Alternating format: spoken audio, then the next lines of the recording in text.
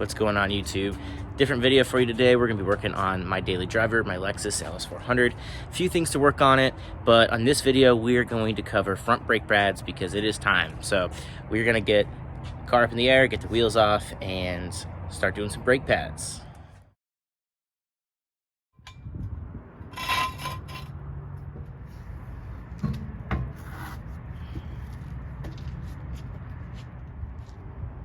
All right, now on the LS400 brakes here, it's still pretty typical to most of the brakes. You got two bolts that will actually hold the caliper on. There's one here, one down there, right in the center of the screen right now, and that will get the caliper loose. So we're gonna loosen the bottom one, take out the top one, and hopefully it'll tip enough that we can do the brake pads with just the rotor tipped out, or the caliper tipped out, and yeah.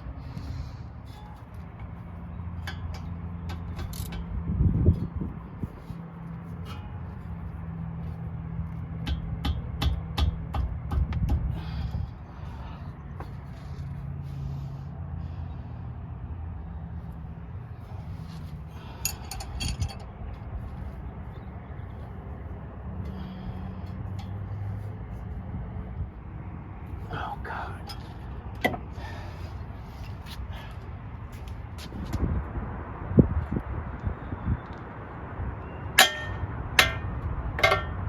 Woo, she was tight. Okay, I did. Cool. We got her. We got that one. And the problem with the bottom one is I can't get to it as easily.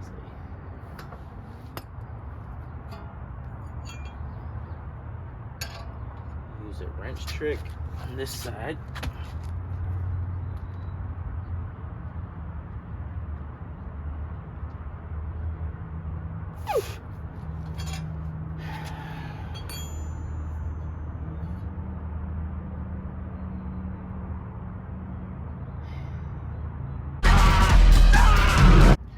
All right, so once you take these bolts out,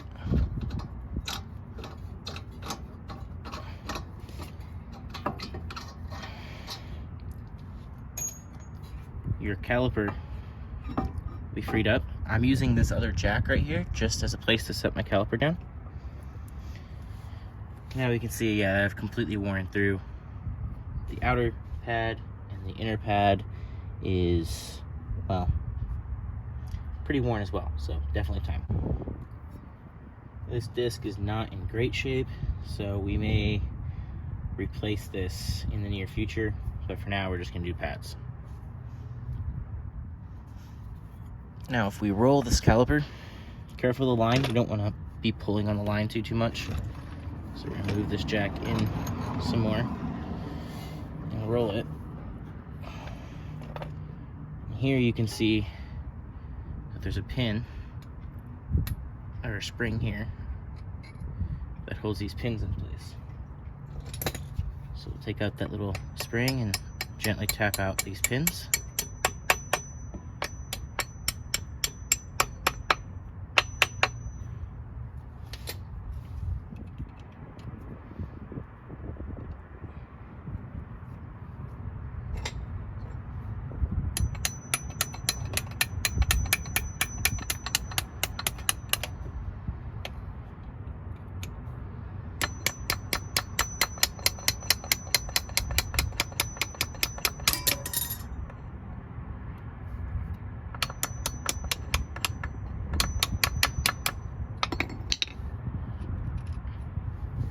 There's one pin out.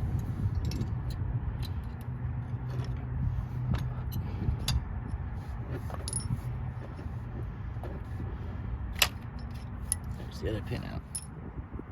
So each pin was sitting on top of this, which was putting pressure in the middle of the pads here. So then you can take pads right at the top here. And then it's a matter of clamping these back down and depressing them.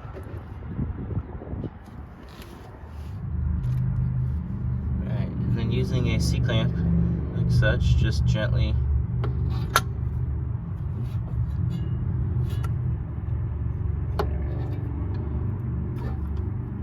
press the pistons back in.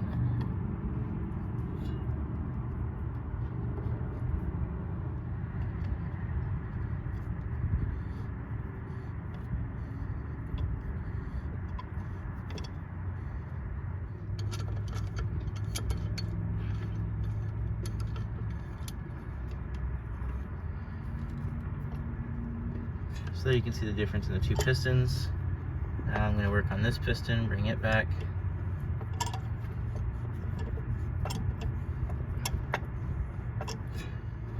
Drive her back in.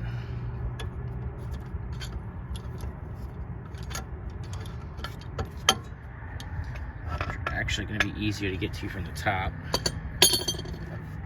So we'll roll this back the way it was.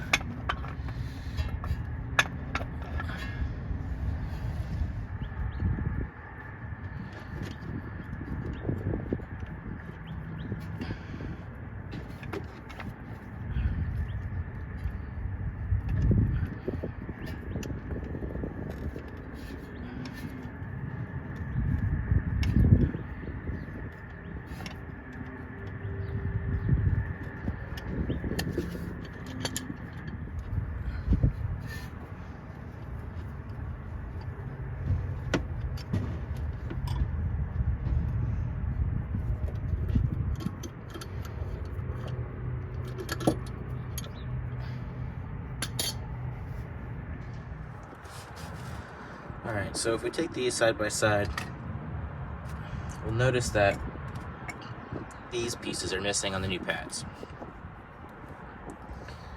So they've still got this plate. It's a little bit different shape, but more or less the same. It doesn't have these little plates and shims in here. Right?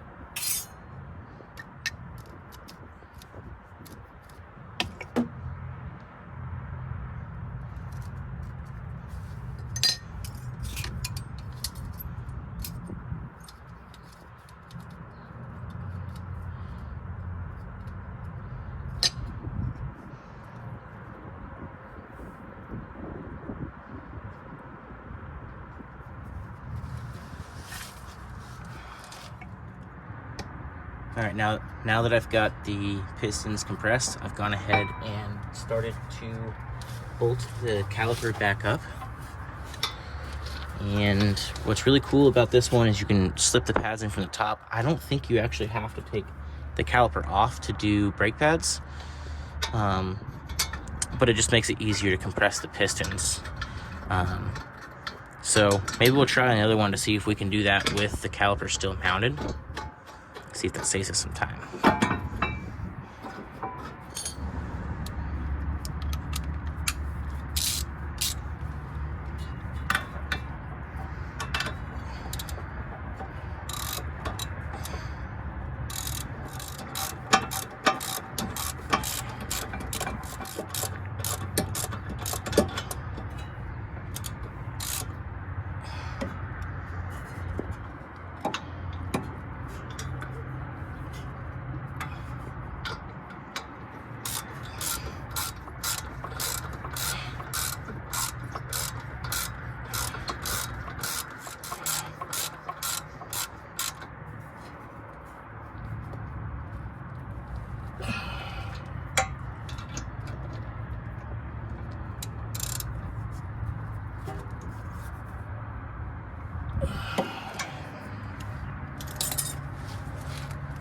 Alright, with our caliper mounted up, go ahead and slip in our pads, but before we do that,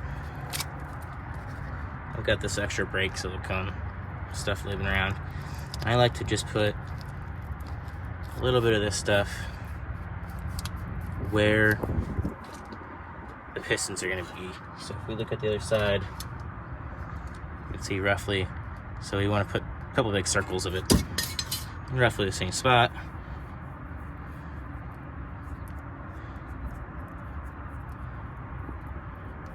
Like so, and that'll help eliminate squeaks. I'll go ahead and slip it in.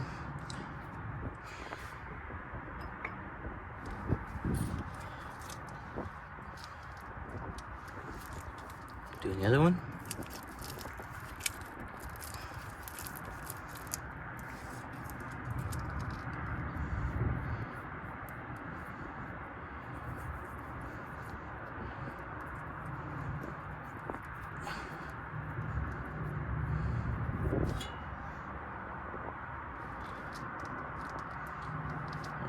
So I'll go ahead and slip the inside one in first.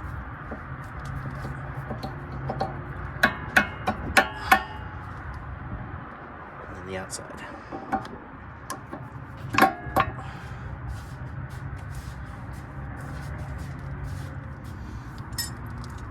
Alright, with both pads in, this should sit like such. So we're also going to lubricate this surface. Just a little dab of it there.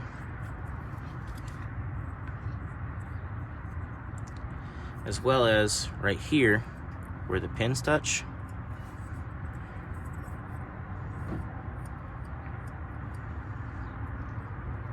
So again, it's gonna go like that. And then the pins themselves, we're gonna go ahead and lubricate those.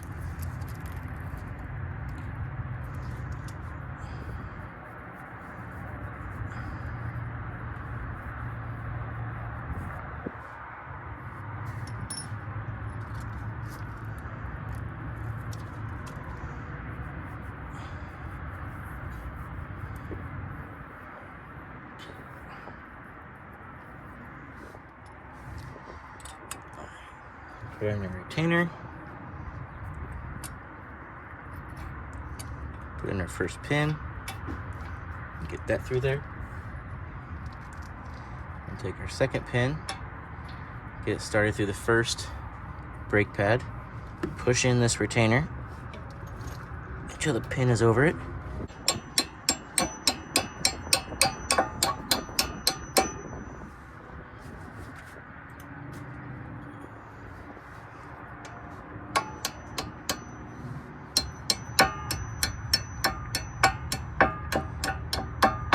Force it, just it will slide right in, not a big deal.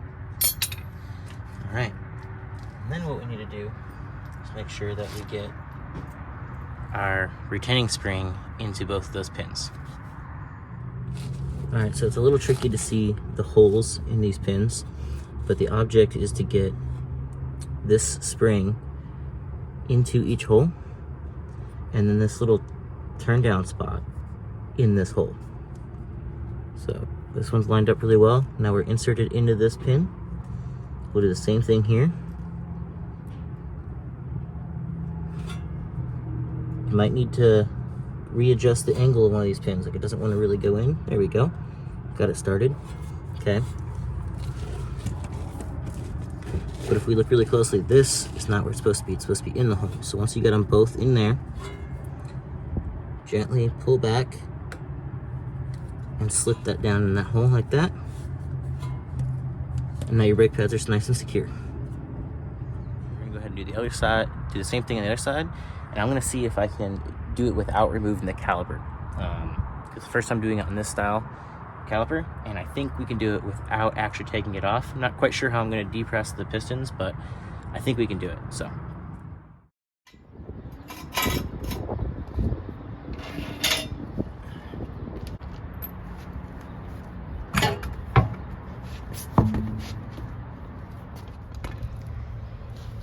The first thing I notice is the brake pad wear sensor, which is only on the passenger side, is broken, and that is because I let the pads get a little too worn and they wore into the sensor. So unfortunately I didn't pre-plan this, and I'm going to have to replace this sensor later.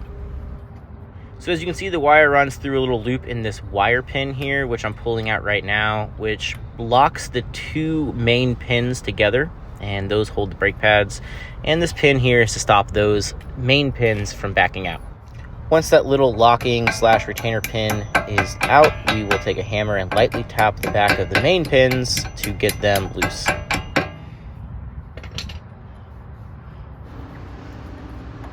Then I used a pair of needle nose pliers to go ahead and grab the pins and pull them the rest of the way out of the caliper. They were a little bit stiff and tight, but we are going to lubricate them before we put them back in.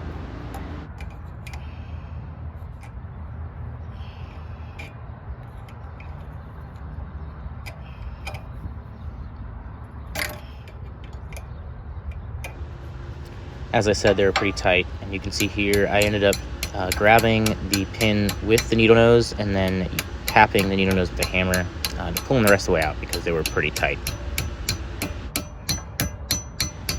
As you can see here, as I get the first pin out, the retaining spring kind of ejects itself out of the caliper, and then that also takes the tension off the lower pin, and it comes out pretty easy. And now it's as simple as taking a flathead screwdriver and just gently prying the old worn out pads up vertically out of the top of the caliper.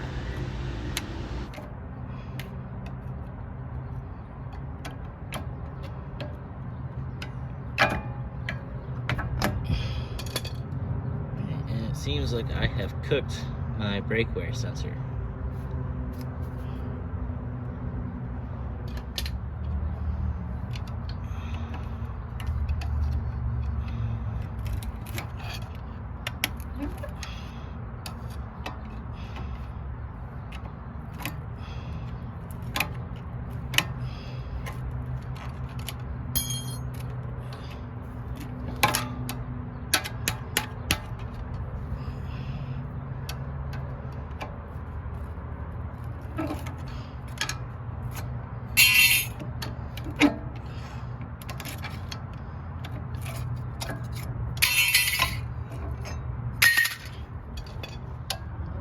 And by using just a long flat-headed driver,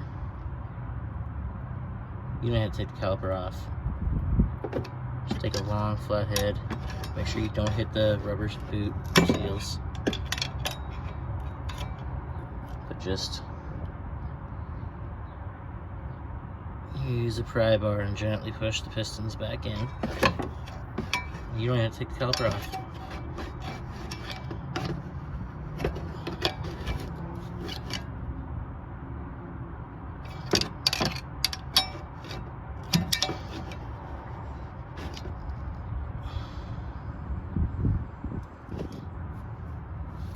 And just like before,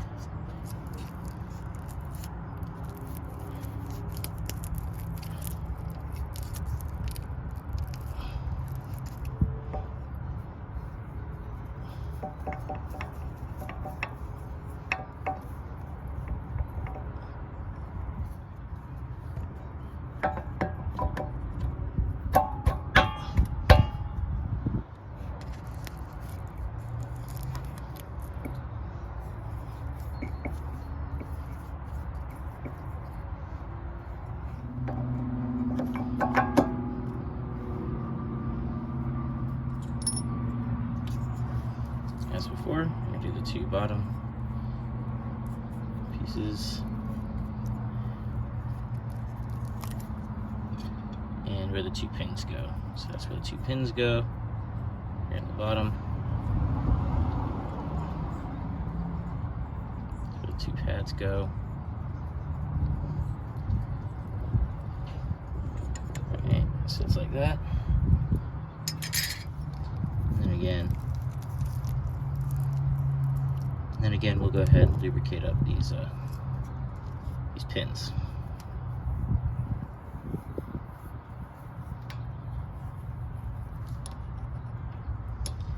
Get that one started.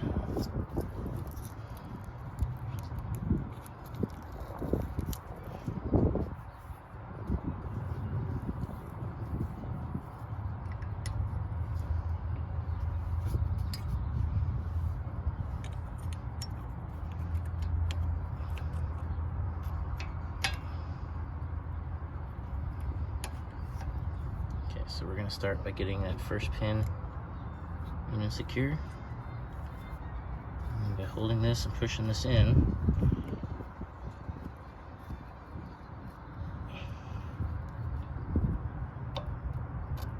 you got to get the pin over like that. And then with some taps of a hammer, we're putting some pressure on it, just some light taps.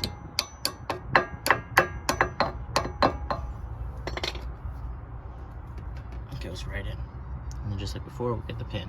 Now obviously I'm gonna have to get the sensor fixed, but for now it is what it is, and we'll leave that for another video. Now because the sensor is broken, I don't want it flopping around. I do think I'm just gonna cut it right here.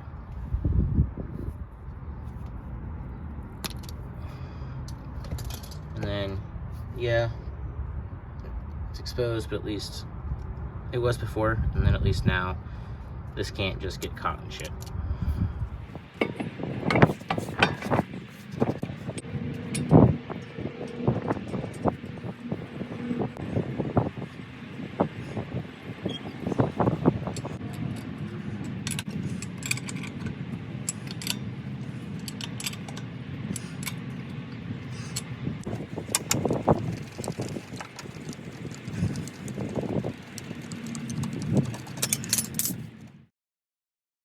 So yeah, it turns out you don't even have to take the caliper off to do it on an LS400. How cool is that, right?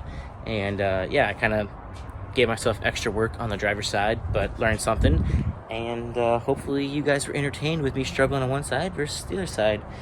Anyway, guys, till next time, peace.